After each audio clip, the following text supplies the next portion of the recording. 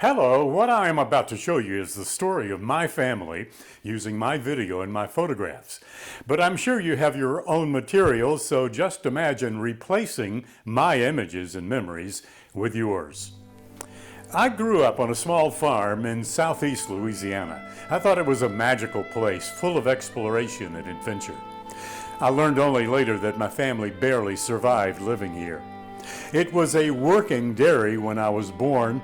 They had cows and chickens, and later we had horses to work and ride. I grew up the youngest of 4 children with 3 older sisters and dozens of cousins. Here's one of my sisters, a cousin, and me. I'm the kid standing in the flower bed.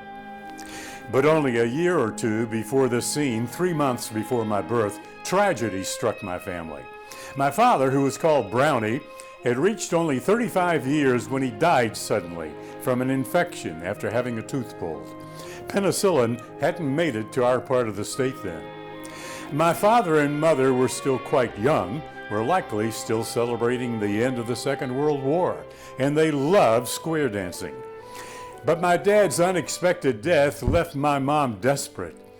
A New Orleans newspaper published a feature story on Thanksgiving the following year about her plight.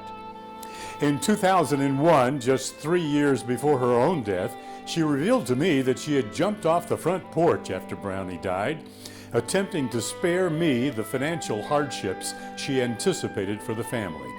But Linnell managed to save her farm for another 58 years. She was indeed a remarkable woman.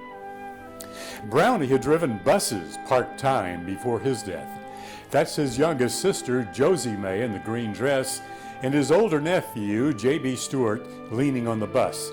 Brownie and Aunt Josie May had 3 other siblings, including an older brother who my mom said worked for Al Capone in Chicago in the early 30s.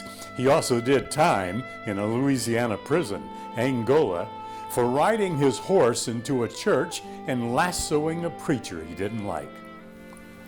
Brownie's father was a farmer too, and was so well liked the parish named a nearby road after him. Following his parents' divorce, Brownie lived with an older sister, the woman on the left, sitting on the car, Uncle J.B.'s mother. Aunt Carrie D. once made money selling love potions, Aunt Josemay told me many years later. However, most of my aunts and uncles were hard-working and industrious people. They had to be.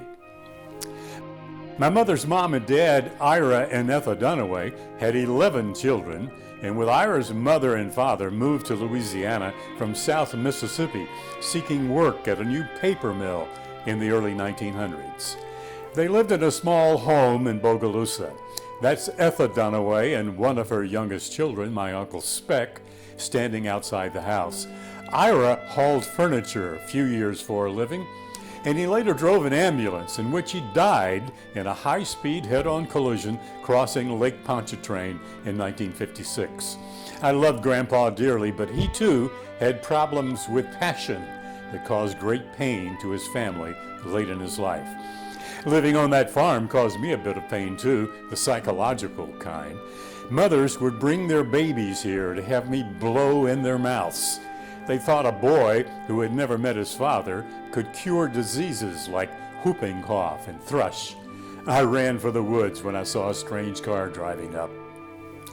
My mother had remarried in the early 1950s, choosing a part-time preacher, Frank Bullock, to join Brownie's family.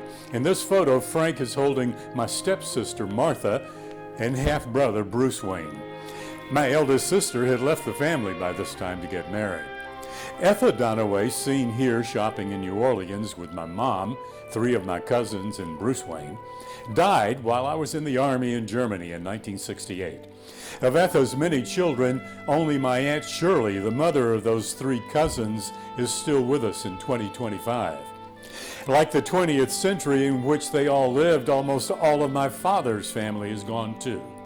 That includes his nephew, Walter Stafford, the family's only member killed in World War II. He died in combat in Germany just weeks before the fighting stopped. My Plainview home was about 2 miles from Walter's. My cousin was only 18 years old. There's a lot more to my family's story, including my own small part of it. But I think that's enough to help you get started telling your story. I'm sure that your descendants will thank you.